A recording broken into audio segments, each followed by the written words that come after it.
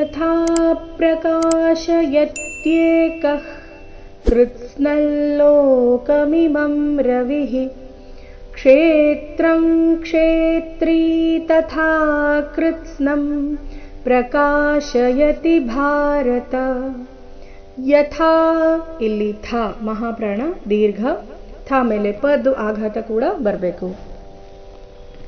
ಯಥಾ ಪ್ರಕಾಶಯತ್ಯೇಕಃ, ಯತ್ಯೇಕಃ ಕೃತ್ಸ್ನಲ್ ಅನುಸ್ವಾರದ ಉಚ್ಚಾರಣೆ ಇಲ್ಲಿ ನಾಸಿಕಾಲ ರೀತಿ.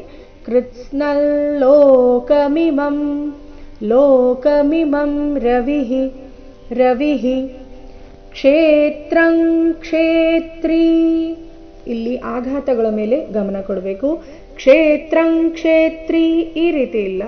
ಕ್ಷೇತ್ರಂ ಕ್ಷೇತ್ರೀ ಎರಡೂ ಶಬ್ದಗಳಲ್ಲಿ ಕ್ಷೇ ಈ ಅಕ್ಷರದ ಮೇಲೆ ಆಘಾತ ಬರಬೇಕು. ಕಾರಣ ಮುಂದೆ ತ್ರ ಮತ್ತೆ ತ್ರಿ ಸಂಯುಕ್ತ ಅಕ್ಷರ ಇದ್ದ ಕಾರಣ.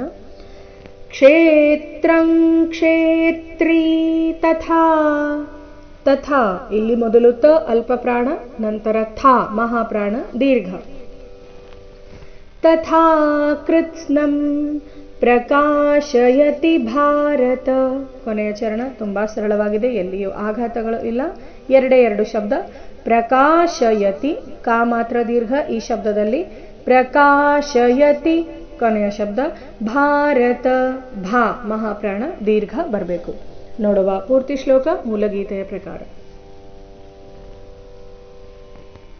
ಯಥಾ ಪ್ರಕಾಶಯತ್ಯೇಕಃ ಕೃತ್ಸ್ನಲ್ಲೋಕಮಿಮಂ ರವಿಃ ಕ್ಷೇತ್ರಂ ಕ್ಷೇತ್ರೀ ತಥಾ ಕೃತ್ಸ್ನಂ ಪ್ರಕಾಶಯತಿ ಭಾರತ.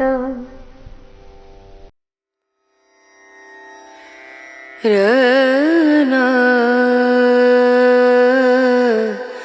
ರನ ರನು ರೇ